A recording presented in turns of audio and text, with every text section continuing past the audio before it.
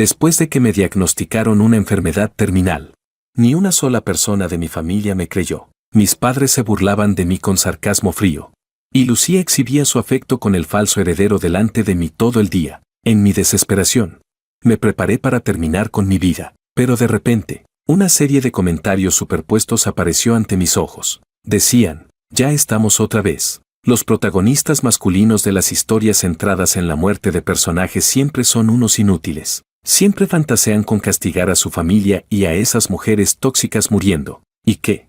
¿De verdad creen que, al morir, podrán ver cómo los demás se arrepienten? ¿No es patético?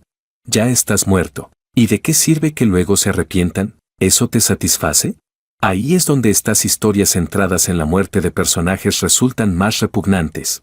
Pero yo me reí. ¿Quién dijo que las historias centradas en la muerte de personajes no pueden ser satisfactorias? Al segundo siguiente, escribí una maldición letal. Me tragué el talismán. Y me ahorqué justo en la puerta principal de mi casa. Cuando volví a abrir los ojos, estaba flotando en el aire, irradiando un resentimiento abrumador, sonriendo como un espíritu vengativo. Los comentarios superpuestos quedaron atónitos. Espera, ¿por qué de repente siento un escalofrío recorriéndome la espalda? Si sientes escalofríos, es normal. Esto ahora es una fantasía de poder sobre un fantasma vengativo. Capítulo 1. Mirando mi propia forma inquietante y aterradora, sonreí desde el fondo de mi corazón. De verdad me había convertido en un fantasma, así que, según el desarrollo típico de la trama, debería flotar en el aire, ver a mi familia llorar de arrepentimiento, golpearse el pecho de dolor, y luego sentirme satisfecho en secreto antes de reencarnar. ¿Y eso para qué sirve? Puede que esté muriendo por una enfermedad terminal, pero me niego a morir en vano. 10 años siendo traficado, ¿cuánto sufrimiento soporté? 3 años después de volver a casa, ¿cuántas miradas frías recibí? Lo recuerdo todo. Levanté la vista hacia la entrada de la villa. Mi cadáver se balanceaba en la oscuridad antes del amanecer, ojeras profundas, piel pálida como la muerte, ojos vacíos. Una visión realmente aterradora. La primera persona en descubrirme, la sirvienta, rompió en llanto en el acto. Ni hablar de preparar el desayuno. Su grito rompió el silencio de la villa. Las luces se encendieron una tras otra, seguidas por un coro creciente de gritos. Finalmente, mi familia se despertó. Envueltos en sus pijamas, bajaron apresadamente las escaleras. Capítulo 2. Mi padre avanzó con autoridad y gritó. ¿Qué es todo este ruido? Las sirvientas temblaban, todas señalando hacia la puerta principal. Mi padre echó un vistazo, su expresión cambió drásticamente. Mi madre y mi hermana también lo notaron. Un destello de shock y pánico cruzó por sus ojos, pero su instinto no fue correr a salvarme. En cambio, retrocedieron varios pasos. El miedo superó cualquier amor. Solté una risa fría. Si hubiera sido el falso heredero, Makoto, el que colgaba ahí, aunque su cadáver ya se estuviera pudriendo, habrían corrido sin dudarlo. En ese momento, Makoto bajó las escaleras bostezando, frunciendo el ceño mientras murmuraba, papá, mamá, hermana, ¿qué pasa? Ni siquiera ha amanecido. Mi hermana Lucía bloqueó rápidamente su vista. No es nada, vuelve a dormir. Todo está bien, pero Makoto no le hizo caso. La apartó. ¿Qué es exactamente lo que pasó? En el momento en que terminó de hablar, se quedó paralizado, porque vio mi cadáver balanceándose. Soltó un grito agudo y se desplomó en el suelo. Lucía se apresuró a ayudarlo a levantarse, consolándolo una y otra vez. Está bien, solo es Jorge haciendo locuras. ¿Quién se ahorca en mitad de la noche? ¡Qué mala suerte! Mi madre añadió. Buen chico, vuelve arriba a dormir. Tu padre y yo nos encargaremos. Makoto respondió con un murmullo y se levantó, mostrando una expresión de pesar mientras subía las escaleras. Pero yo vi claramente la alegría sin disimulo en la comisura de sus labios, por muy asustado que pareciera. Verme muerto lo hacía feliz. En ese momento, los comentarios superpuestos estallaron. ¿Esta familia está loca? ¿Su propio hijo se ahorcó y están completamente indiferentes? Maldita sea, tengo tantas ganas de destrozar a Makoto. Ya me lo esperaba. El protagonista murió en vano, para que te pongas a jugar con estas historias centradas en la muerte de personajes. Los comentarios superpuestos sentían cierta lástima por mí, sin saber que, en realidad, no estaba triste en absoluto, desde el momento en que me ahorqué frente a la puerta con una maldición en la boca. Esto ya no era ninguna maldita historia centrada en la muerte de personajes. Capítulo 3. Mi ira se disparaba, volviéndome aún más sombrío y siniestro. Sufrí en vida, y en la muerte soy despreciado. Realmente no obtengo ni la más mínima respuesta. Sin dudarlo ni un instante, me lancé ferozmente hacia mi madre, con la intención de estrangularla primero. Pero inesperadamente fui repelido. El impacto casi deshace mi alma. Me quedé completamente atónito. ¿Qué está pasando? Los comentarios superpuestos también se sorprendieron, y comenzaron a escribir. Joder, ahora lo entiendo. El protagonista se ahorcó para vengarse. La madre del protagonista es creyente budista. Lleva un amuleto consagrado por un maestro en el cuello. Va a ser muy difícil matarla. ¿No era una historia típica de morir para provocar arrepentimiento? Voy a pagar para ver qué sigue. Miré el cuello de mi madre, una luz dorada brilló y desapareció fugazmente. Entonces recordé que ella tenía la costumbre de llevar un amuleto. Resulta irónico, mi madre empezó a creer en el budismo después de que yo fuera secuestrado. Rezaba día y noche, suplicando a los dioses que me devolvieran. Pero cuando finalmente me recuperó, favoreció al falso heredero Makoto. Su aversión hacia mí terminó superando cualquier amor. Solté una risa fría, floté lentamente hacia arriba y miré a mi padre. Mi padre no llevaba ningún amuleto. Capítulo 4. En ese momento, mi padre ya se había calmado por completo. Ordenó a los sirvientes que me bajaran y luego hizo una llamada. Probablemente el coche de la funeraria llegaría pronto. Dijo, lo que ha pasado esta noche. Nadie debe divulgarlo. De lo contrario, no tendré piedad. Amenazó a todos los sirvientes y luego le dijo a mi madre, no hay necesidad de intentar salvar a Jorge. Haré que la funeraria se lo lleve cuanto antes para incinerarlo. Mi madre dudó por un instante. Luego asintió con firmeza. De acuerdo, ay, este niño, ¿por qué no pudo pensar con claridad? No quería que muriera. Pero ahora que realmente estoy muerto, su tristeza no es ni una ola en el mar. Mi padre le dijo que no se pusiera triste. Incluso me reprochó. Jorge se ahorcó deliberadamente en la puerta de casa, claramente para molestarnos. Siempre dije que tenía problemas mentales. Sí, tengo problemas mentales. Fui traficado durante 10 años. Mi cuerpo y mente quedaron casi destruidos. Después de volver a casa, pasé 3 años pensando que podría sanar, pero terminé completamente roto. ¿Y cómo no iba a estar enfermo? Si ustedes me hicieron así, entonces yo los haré pagar con sus vidas. Capítulo 5. Muy pronto, llegó la gente de la funeraria. Mi cadáver fue subido al coche. Y el conductor de la casa también llevó a mi padre hacia la funeraria. Yo me senté en el coche, observando con frialdad a mi serio padre. No actué de inmediato, sino que me dediqué a adaptarme a mi estado de fantasma. Durante ese tiempo descubrí que podía tirar de la ropa de mi padre, lo que significaba que podía tocar objetos del mundo de los vivos. Con la llegada del amanecer, una tenue luz blanca apareció en el este. Empecé a sentirme incómodo. Evidentemente, el día no es adecuado para que los fantasmas actúen. Mi capacidad de hacer daño se reduce considerablemente.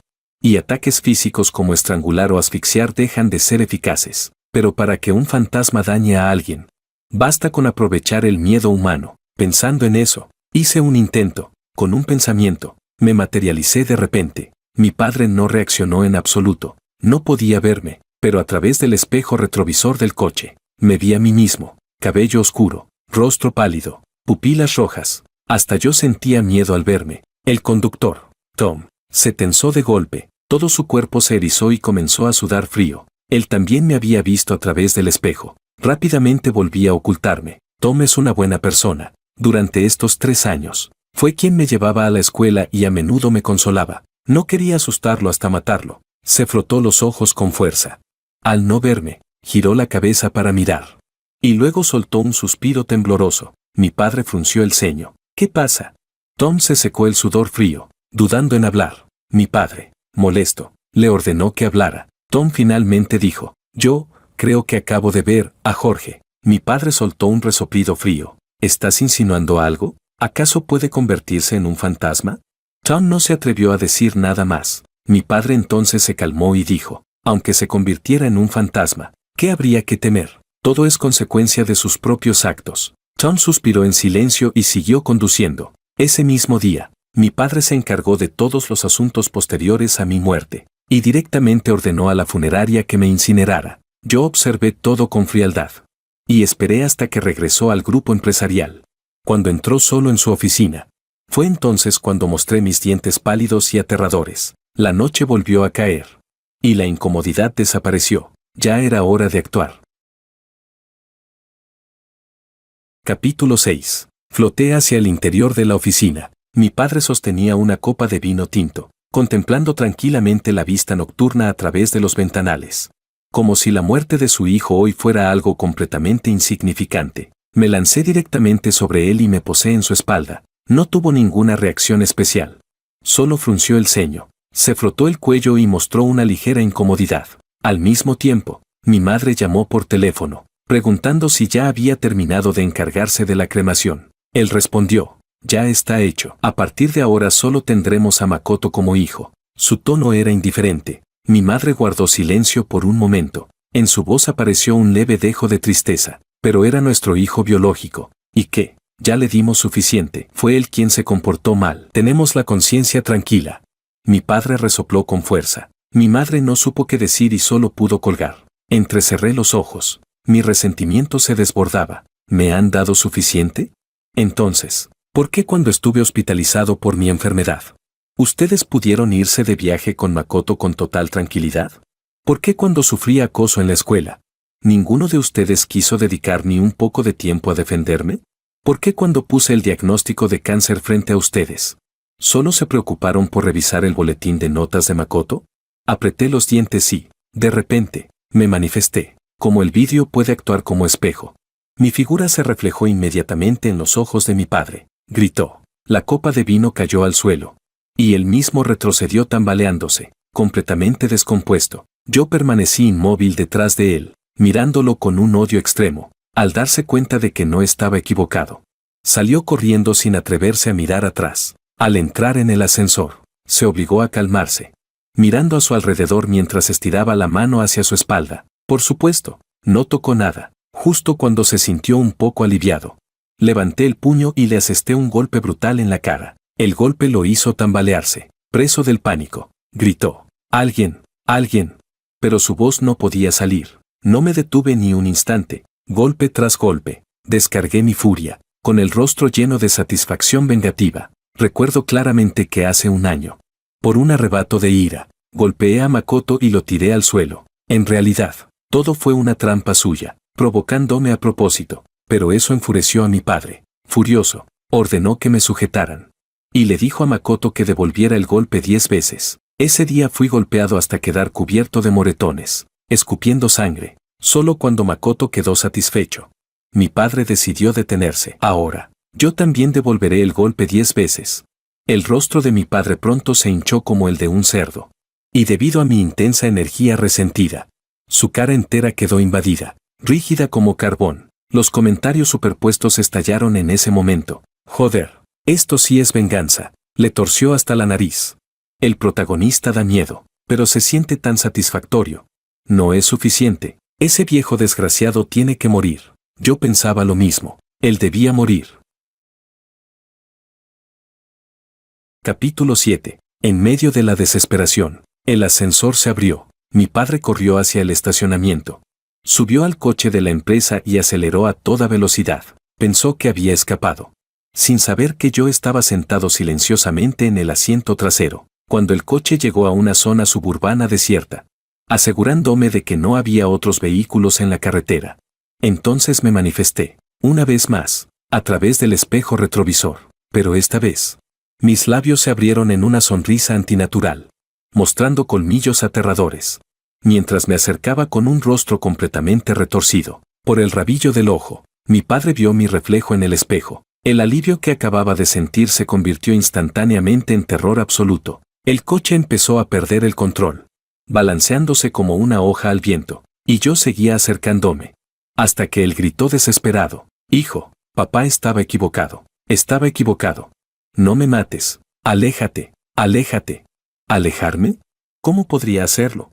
Me lancé directamente sobre él.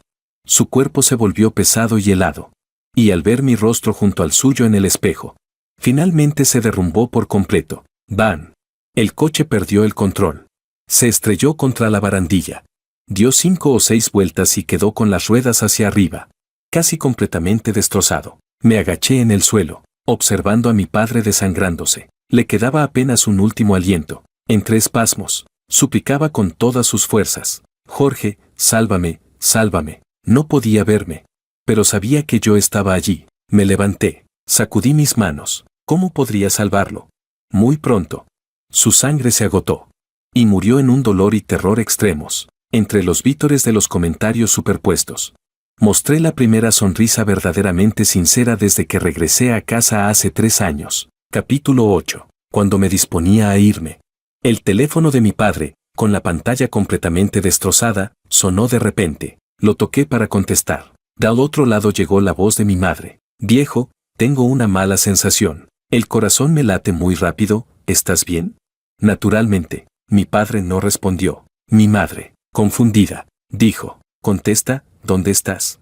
Seguía sin haber respuesta. Al segundo siguiente, Lucía habló desde un lado. Mamá, ¿por qué te preocupas tanto sin razón? Según la experiencia de siempre, papá seguro está en una reunión, solo que no quiere preocuparte si no contesta. No lo molestes. Mi madre dijo con inquietud, pero tengo la sensación de que algo no está bien. Estás imaginando cosas. Lucía le quitó el teléfono y dijo, ya cuelgo. Mamá, mejor sal de compras. Quedarte en casa te hace pensar demasiado. Tengo una cita con mis amigas para salir a divertirnos y quitarnos la mala suerte. Ese loco de Jorge, de verdad da repelús. Mi madre, impotente, dijo, primero ve a la empresa a ver a tu padre, y luego sal. Sí, ya lo sé, respondió Lucía sin ganas. Definitivamente no iba a buscar a mi padre. No me detuve más. Y me dirigí flotando hacia el bar nocturno Millie, donde Lucía solía ir. Querida hermana, ahora te toca a ti. Capítulo 9. Cuando llegué al bar, el ambiente estaba en pleno auge. Reconocí a Lucía de inmediato. Llevaba un maquillaje exquisito, una expresión arrogante. Sentada en el reservado más caro, rodeada de hombres aduladores. Uno de ellos, con una sonrisa servil, le preguntó por qué no parecía muy contenta esa noche. Ella puso los ojos en blanco y respondió, no es que esté de mal humor. Simplemente me pasó algo de mala suerte que me dejó asqueada. Esa mala suerte de la que hablaba era, naturalmente, mi suicidio. De hecho, incluso antes de morir. Ella ya me consideraba de mala suerte, incluso el primer día que regresé a casa. Me insultó por traer mala suerte. Solo porque no me cambié los zapatos a tiempo y ensucié el suelo. Rodaba los ojos con desprecio. Y sus palabras sarcásticas salían como una ráfaga interminable. Y yo, después de tantos años de inferioridad y soledad, por fin había encontrado a mi familia. Así que durante esos 3 años, siempre intenté complacerla con cuidado. Le hacía regalos, hacía recados por ella, pero su respuesta siempre era la misma. Lárgate, maldito portador de mala suerte. Ahora estoy muerto. Me ahorqué delante de ellos. Y aún así, sigo siendo mala suerte para ella. Yo también me reí. Una risa 100 veces más cruel que la suya. Luego fijé la mirada en un hombre en la esquina, claramente fuera de lugar. Estaba decaído, con un aspecto débil y agotado. A mis ojos, su energía vital era extremadamente débil. Perfecta para poseer. No es fácil encontrar a alguien así. Me deslicé como una ráfaga de viento. Y efectivamente, lo poseí sin dificultad. Mientras tanto, Lucía apartaba juguetonamente la mano de alguien que intentaba tocar su muslo, quejándose con tono coqueto para que se comportara. El hombre sonrió y le pellizcó la cara. Entonces vamos a quitarle la mala suerte a nuestra Lucía. Todos a beber. Esta noche invito yo. Bien. Todos estallaron de alegría y comenzaron a beber sin parar. Solo yo no bebía. Saqué una cajetilla de cigarrillos del bolsillo. Tomé uno y lo encendí directamente. Ahora he poseído a este hombre que se entregaba en exceso a los placeres. Soy él. Entre bocanadas de humo, Lucía me notó. Frunció el ceño. Tosió un par de veces y dijo molesta. ¿Qué estás haciendo? Respondí. ¿No lo ves? Estoy fumando. Contesté con desgana. Mirándola con una sonrisa burlona. Ella se enfureció. ¿No ves que hay tantas chicas aquí? Nos estás obligando a respirar humo de segunda mano. ¿No tienes modales? La gente alrededor también comenzó a mirarme. Yo, en cambio, crucé las piernas, solté otra bocanada de humo y provoqué aún más. Verte me da mala suerte. Necesito fumar para calmarme. Todos quedaron boquiabiertos. Lucía estaba a punto de estallar. Pero de repente pareció reconocerme. Curvó los labios con burla y dijo, ah, ya veo quién eres, Martín. No, ¿no eres ese simp que me perseguía? La última vez intentaste aparentar. Hasta me mandaste fotos de tus músculos. pero en la cama duras 3 segundos. Me muero de risa. Yo también me reí. Por favor, con todas tus enfermedades. Se me quitan hasta las ganas con solo verte. Ni 3 segundos mereces. El grupo estalló en exclamaciones. Lucía Liu explotó de ira. Tomó una copa y me lanzó el vino. La esquivé con agilidad y alcé la voz. Señorita Liu, ¿por qué tan alterada? ¿Tener problemas te hace perder los nervios? Siempre habrá alguien que no sea exigente, solo que yo sí tengo estándares. Cállate. Lucía levantó la mano para abofetearme. Yo no iba a tolerarlo. La pateé directamente y cayó al suelo. El lugar se sumió en el caos total. Varios hijos de familias ricas, ya aburridos de mirar, se acercaron para darme una lección. Mientras corría, derribé deliberadamente bebidas de otros reservados, provocando un desorden aún mayor. Lucía estaba furiosa, gritando descontrolada. ¿Son todos inútiles? Mátenlo. No se dio cuenta en absoluto de que, a su alrededor, los flashes no dejaban de dispararse. La vergonzosa escena de esta famosa heredera ya estaba extendiéndose rápidamente por internet, y lo que Lucía más valoraba era precisamente su reputación. Capítulo 10. Aprovechando el caos, salí del bar con facilidad. Tomé un taxi y le pedí al conductor que me llevara al hospital. Una vez que el cuerpo fue examinado en el hospital, abandoné ese cuerpo enfermizo. Luego regresé flotando directamente a la casa de los Liu. Ya era bien entrada la madrugada, pero la casa estaba completamente iluminada. Mi madre estaba reprendiendo a Lucía. Mírate, ¿en qué te has convertido? Ese video ya está por todo internet. ¿Todavía tienes algo de la dignidad de una señorita de la familia Liu? Lucía Liu tenía el rostro completamente rojo, mirando fijamente el video en su teléfono. El video mostraba claramente su escándalo en el bar. Su comportamiento era vergonzoso, gritaba, insultaba. Incluso abofeteó a un camarero. Quien grababa el video no dejaba de comentar. «Wow, miren, la señorita de la familia Liu está perdiendo el control. Parece que su compañero de cama la hizo perder los nervios. Creo que dijeron que tiene enfermedades ginecológicas. Ja ja ja». En el video se escuchaban muchas voces burlonas. Alguien decía, ¿enfermedades? ¿Será verdad? Va, con lo guapa que es. Aunque sea venenosa, yo me apunto. Van. Lucía, fuera de sí, lanzó el teléfono al suelo y cayó hacia atrás, desmayándose en el acto. Mi madre se asustó. Justo cuando iba a ayudarla, el mayordomo Tami irrumpió en la villa en plena noche. Señora, algo terrible ha pasado. El presidente Liu tuvo un accidente de coche. El cuerpo de mi madre se estremeció. Ya no le importó Lucía en absoluto. Salió corriendo presa del pánico, dejando a la niñera a cargo de Lucía. Miré la espalda de mi madre. En su cuello, esa luz dorada seguía brillando. Ese amuleto realmente era un problema, pero por ahora, primero me encargaría de Lucía. Mi plan original era hacer que Lucía enfermara de la rabia. Y cuando estuviera debilitada, podría poseerla. No esperaba que su temperamento fuera tan explosivo. Se desmayó directamente, pero mejor aún, un desmayo por ira también debilita la energía vital. No puede resistirse a un espíritu maligno como yo. Capítulo 11. En el momento en que tomé su cuerpo, abrí los ojos. Las niñeras suspiraron aliviadas y trataron de ayudarme a descansar. Giré el cuello, algo rígido, y pregunté, ¿dónde está Makoto?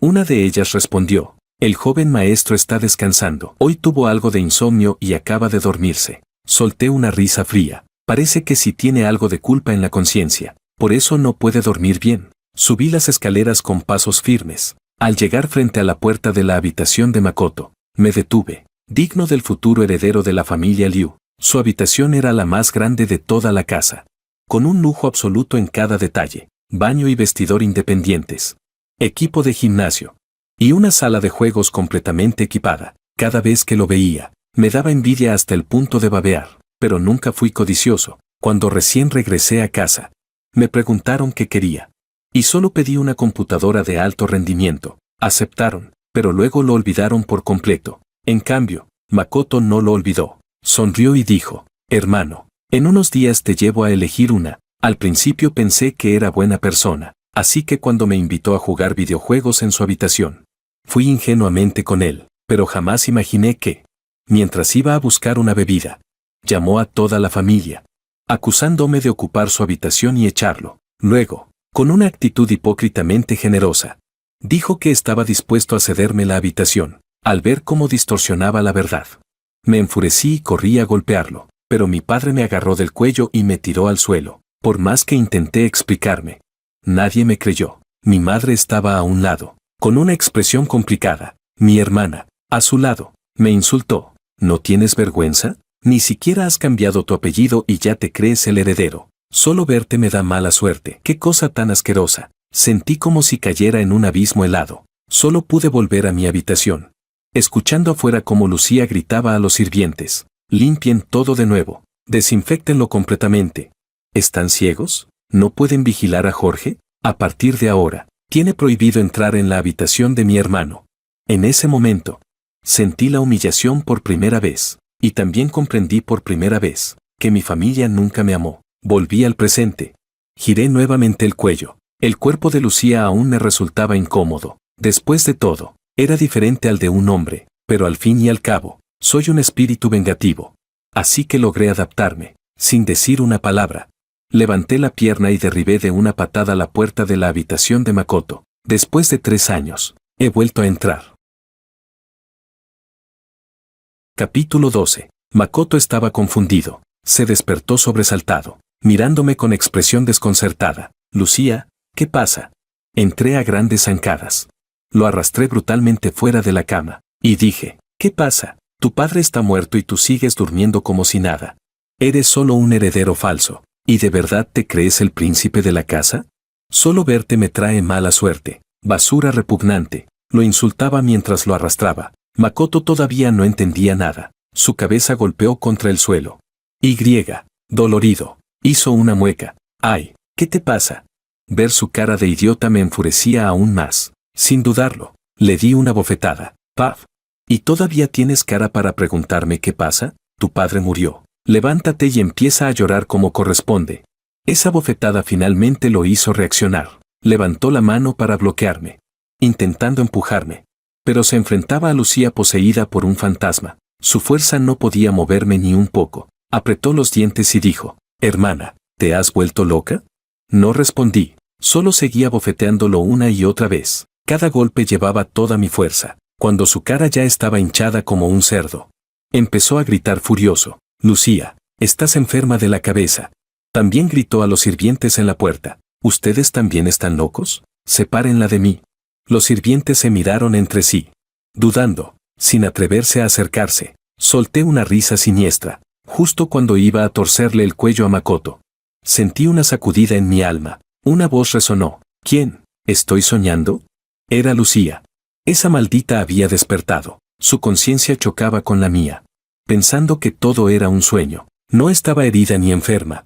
Antes solo se había desmayado por la rabia, lo que me dio la oportunidad de poseerla. Ahora que había despertado, empezaba a expulsarme, sin decir nada. Me levanté y corrí hacia afuera de la habitación. Lucía seguía interrogándome: ¿quién eres? ¿Qué estás haciendo? Por supuesto, la ignoré. De repente, tuvo una idea y gritó: ¿Jorge? Mis pasos se detuvieron por un instante. Su voz se elevó bruscamente: Jorge, maldito bastardo, sal de mi sueño. No lograba entender lo que estaba pasando, así que solo podía explicarlo como un sueño. Pensando que yo había invadido su mente, levanté la vista. Ya casi llegaba a la azotea. Tranquila, esto aún no termina. Capítulo 13. Corrí de un tirón hasta la azotea. Nuestra villa de lujo tenía nada menos que 7 pisos de altura. Caer desde ahí significaba una muerte segura. De un salto, crucé la barandilla, y me quedé de pie en el borde, mirando fijamente el suelo. Lucía, que creía estar soñando, despertó por completo en ese instante. Podía sentir el temblor de su cuerpo, y mi alma tampoco lo estaba pasando bien. La energía de un cuerpo vivo me estaba quemando, y estaba a punto de ser expulsado, pero soporté la incomodidad. Mostré una sonrisa amplia y dije: hermana, no estás soñando, muy pronto podrás verme. El cuerpo de Lucía temblaba como una hoja. Gritó aterrada: Jorge, ¿qué estás haciendo? ¿Qué está pasando? En ese momento, abajo ya reinaba el caos, con todas las luces encendidas. Los sirvientes podían ver claramente que estaba en el borde del tejado. Makoto, con el rostro hinchado, también estaba abajo, gritando hacia mí: Lucía, estás completamente loca, no sos. Saltar.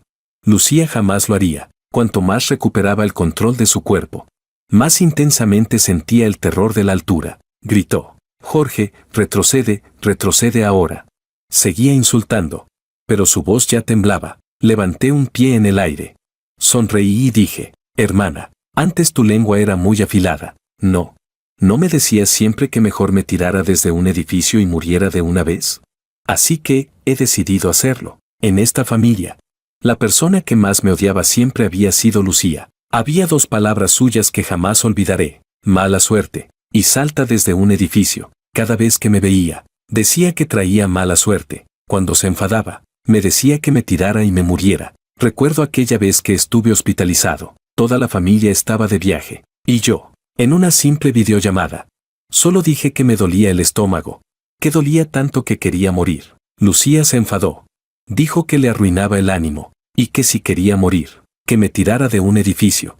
Que dejara de molestar. Y ahora, jeje, de verdad voy a dar ese paso. Controlé el cuerpo de Lucía. Y lo fui moviendo poco a poco hacia el vacío. Lucía gritaba desesperada. De los insultos pasó a las súplicas. Y finalmente rompió en llanto. Con la voz entrecortada, dijo, Jorge, sé que me equivoqué, de verdad lo sé. Te lo suplico, no saltes, por favor, vuelve, por favor. Mi tono era calmado, mi rostro inexpresivo. No, no es que hayas entendido tu error. Es que has entendido que estás a punto de morir. Di el último paso. Entre el grito desgarrador de Lucía y los alaridos de la gente abajo, caí de cabeza hacia el vacío. La sangre salpicó por todas partes.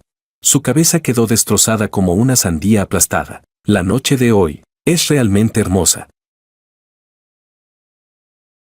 Capítulo 14. La familia Liu estaba sumida en un caos total. Makoto estaba tan asustado que parecía casi en estado de shock. Se sentó en el sofá, temblando sin parar, con los dedos rígidos mientras intentaba llamar a sus padres, pero nadie contestaba. Yo quise acabar con él de una vez por todas, pero al pensar en el amuleto budista de mi madre, me contuve. Tenía que montar un plan y quitar primero ese amuleto. Al amanecer, mi madre regresó apresuradamente. En ese momento, el cuerpo de Lucía estaba cubierto con una sábana blanca. A su alrededor había sangre sucia por todas partes, con un hedor insoportable. Las sirvientas de la villa casi todas habían huido, porque lo de Lucía la noche anterior parecía una posesión sobrenatural. La familia Liu estaba embrujada.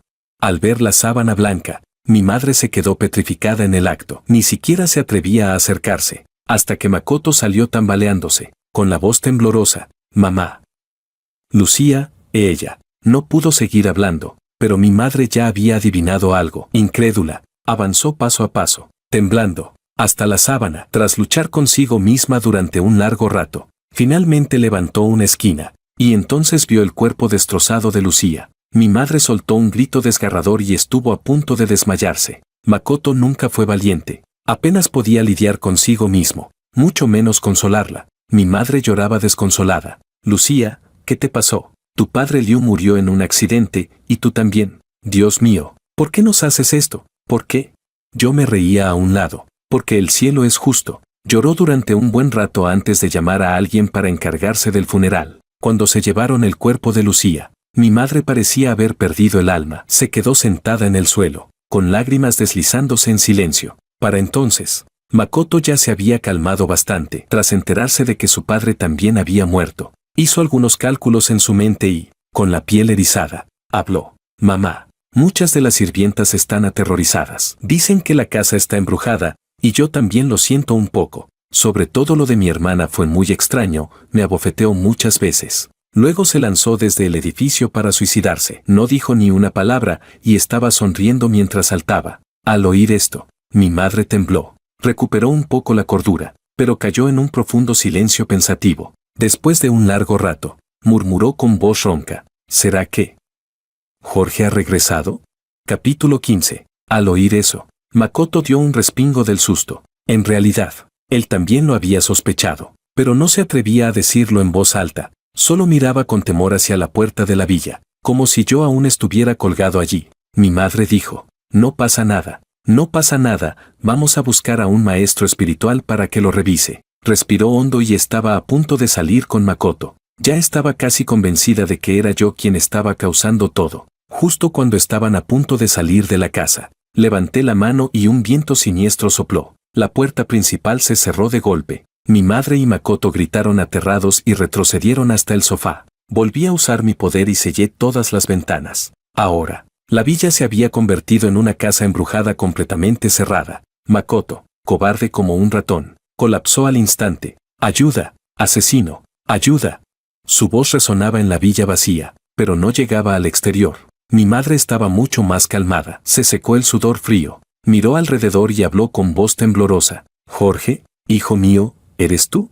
Me daban ganas de vomitar. Cada vez que me llamaba así, me revolvía el estómago. Traje directamente un espejo y escribí en él, con letras rojas como sangre, quítate el amuleto budista. Luego lancé el espejo a los pies de mi madre. Al ver el espejo aparecer de la nada, ambos volvieron a asustarse. Cuando leyeron las palabras, mi madre entendió algo y se cubrió con fuerza el amuleto. Era bastante lista. Enseguida captó el punto clave y le dijo a Makoto, Makoto, ya lo entiendo, no puede hacernos daño. Tenemos el amuleto protegiéndonos. Está consagrado por un maestro. Puede protegernos. Makoto se llenó de alegría. Sus manos dejaron de temblar. Sus piernas dejaron de flaquear. Y de inmediato se colocó frente a mi madre. Mamá, no tengas miedo, yo te protejo. Sonreí con malicia. Fui a la cocina. Agarré un cuchillo de frutas y caminé directamente hacia Makoto. Ellos no podían verme, pero sí podían ver el cuchillo. El cuchillo, brillando con un frío resplandor, se lanzó directamente hacia Makoto. Makoto entró en pánico. De un salto se escondió detrás de mi madre, pero el cuchillo dio la vuelta y siguió apuñalándolo. Mi madre gritó desesperada. Jorge, es tu hermano. Tu madre. Aceleré y le clavé el cuchillo en el trasero a Makoto. Su trasero floreció en sangre, que empezó a correr por el suelo. Aterrorizado, salió corriendo hacia las escaleras sin rumbo. Lo perseguí con el cuchillo y le di otra puñalada en el otro lado. Gritaba como si viera fantasmas y volvió corriendo junto a mi madre. Mi madre, aterrada y desesperada, seguía intentando convencerme de que me detuviera, pero de repente sintió un dolor en el cuello. Makoto le había arrancado el amuleto. Asentí satisfecho. Makoto, eres realmente inteligente.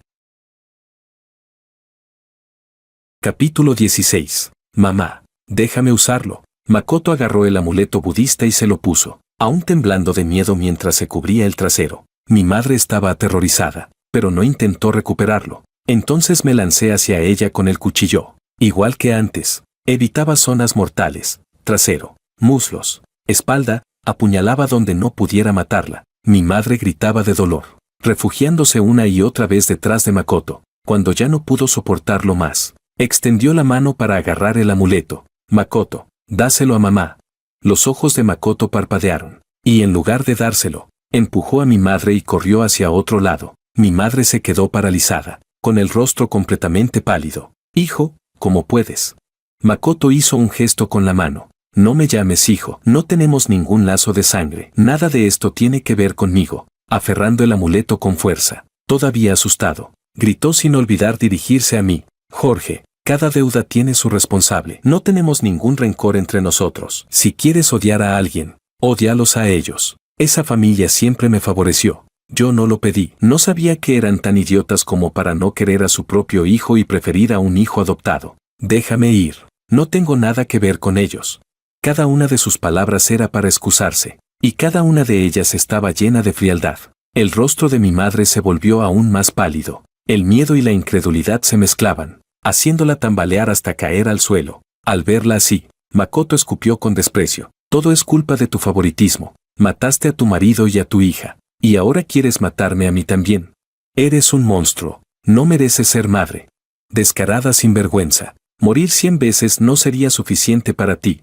Makoto la insultaba sin freno, solo para mostrarme lealtad. Los labios de mi madre estaban blancos. Levantó la mano señalándolo, temblando durante un largo rato, pero no logró decir una sola palabra. Sin embargo, en sus ojos ardía fuego, una ira nacida de la desesperación. Makoto continuó. ¿Qué me señalas? ¿Monstruo de madre? Muérete. Siguió insultando y luego, con cautela, corrió hacia la puerta. En su rostro apareció una sonrisa servil. Hermano, déjame ir. No tengo nada que ver con ellos. Por supuesto, no iba a dejarlo ir, pero con el amuleto encima, logró abrir la puerta por sí mismo y salió corriendo en un instante. Decidí dejarlo escapar por ahora. Primero me encargaría de mi madre. Ella luchaba por arrastrarse hacia afuera, mirando fijamente hacia donde Makoto había huido. esperando que regresara a salvarla, pero él desapareció rápidamente fuera del patio. Agité la mano y la puerta se cerró de nuevo, sumida en una desesperación y terror absolutos. Mi madre rompió en llanto. Hijo, mi hijo, mamá se equivocó, mamá merece morir. Mamá te buscó durante tantos años para recuperarte, y aún así pensó que no eras tan bueno como Makoto. Mamá cometió un error imperdonable, hijo, perdona a mamá. Yo permanecí impasible. No me importaba si realmente se arrepentía. Solo quería que tuviera una vida miserable. La muerte, en cambio, sería una liberación para ella. Quería que ella y Makoto vivieran una vida entera de miseria y sufrimiento. Para siempre. Capítulo 17. Volví a escribir palabras en el espejo. Esta vez, le exigí que donara toda su fortuna, sin quedarse con un solo centavo. No se atrevió a negarse. Asintió entre lágrimas. Seguí escribiendo, le daba 3 días para resolverlo. Si en 3 días no lo hacía bien, la enviaría al otro mundo. Mi madre volvió a asentir, temblando, completamente aterrada. No dije nada más. Me convertí en una ráfaga de viento sombrío y me fui. Muy pronto encontré a Makoto. Se estaba escondiendo en la casa de un amigo, aferrando el amuleto budista mientras temblaba, con el rostro pálido. Ese amigo era bastante leal. No dejaba de preguntarle qué pasaba. Makoto respondió, no preguntes, ayúdame a conseguir dinero y encuentra la manera de sacarme del país.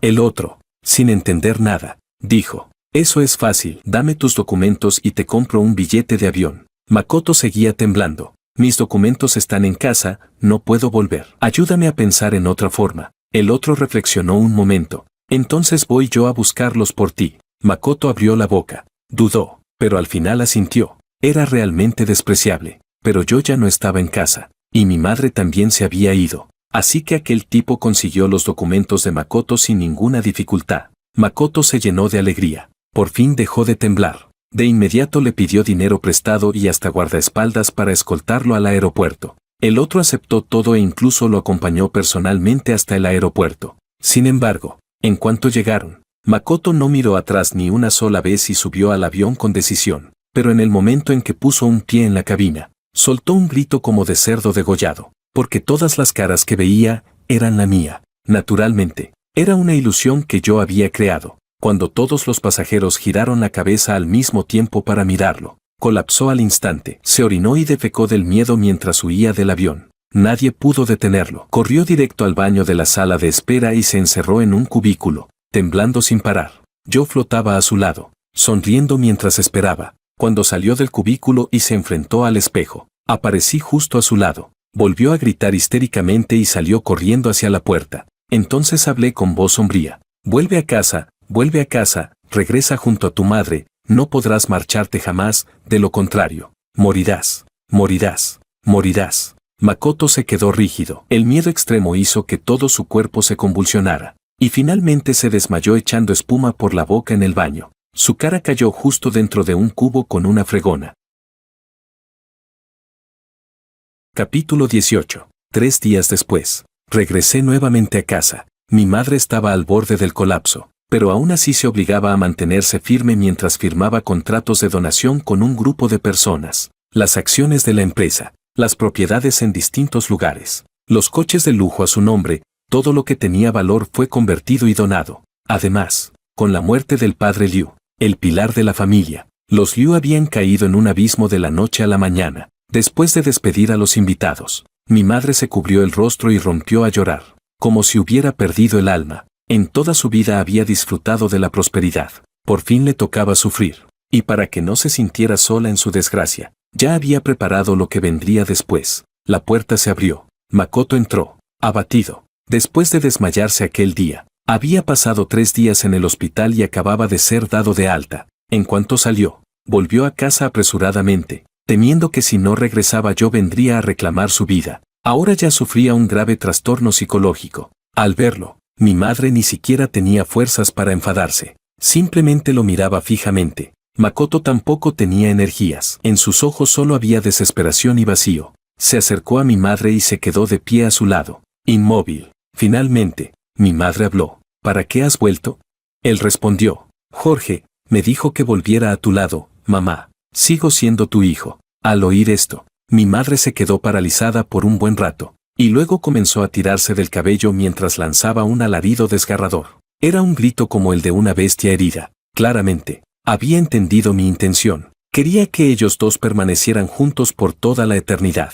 Esa sería la cadena de la que madre e hijo jamás podrían liberarse. Capítulo 19. Medio año después, tras recorrer montañas y ríos, regresé a casa. Ese viaje fue muy feliz, aunque solo era un fantasma. Cumplí un deseo que había tenido durante mucho tiempo. Antes, innumerables veces. Esa familia de 4 salía de viaje y yo no tenía nada. Ahora, libre de ataduras, por fin disfruté todo lo que quise, tarareando una melodía. Volví a casa. La villa ya había sido renovada y vivían nuevas personas allí. Era evidente que esa madre y ese hijo ya no estaban. Busqué por toda la ciudad y finalmente los encontré en un vertedero del casco antiguo. Ambos estaban desaliñados, encorvados. Uno arrastraba una bolsa de basura y el otro rebuscaba en los contenedores. A su lado, algunas personas señalaban y comentaban: esos dos locos otra vez vienen a recoger basura para comer. Tienen manos y pies. ¿No podrían hacer otra cosa?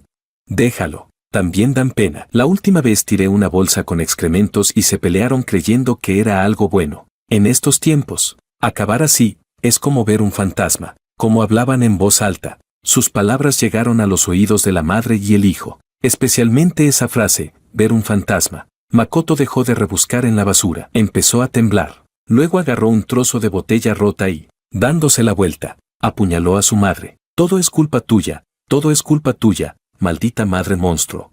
Gritaba y maldecía, mientras el vidrio roto se llenaba de sangre, pero su madre no reaccionaba. En cambio, sus ojos estaban perdidos, mirando fijamente hacia donde yo estaba. Nuestros ojos se encontraron. De repente, levantó la mano y la agitó. «Jorge, hijo mío». Lo entendí. Estaba a punto de morir. Los que están cerca de la muerte siempre pueden ver cosas que no deberían. En ese momento, parecía que realmente se había arrepentido. Bajo su mirada vacía, surgía una especie de anhelo. Anhelaba que me acercara, que la llamara mamá o que la abrazara. Pero yo simplemente me di la vuelta con indiferencia y me retiré hacia la sombra bajo el sol. Hacía demasiado sol. A los fantasmas no les sienta bien. Capítulo 20. Después de permanecer un tiempo más en el mundo de los vivos, sentí que todo mi rencor finalmente se había disipado. Esa misma noche, me fui junto con los emisarios del inframundo, para reencarnar. 10 meses después, en una sala de parto privada, nació un bebé. La madre, exhausta, lo miró. Su rostro estaba lleno de cansancio, pero sus ojos se curvaron como lunas crecientes al sonreír. El bebé abrió los ojos con esfuerzo, mirando a su madre con confusión, y de repente dejó escapar una pequeña risa, tan pequeño, sin entender nada, y aún así sonrió. Quizás fue porque vio el amor reflejado en los ojos en forma de media luna de su madre.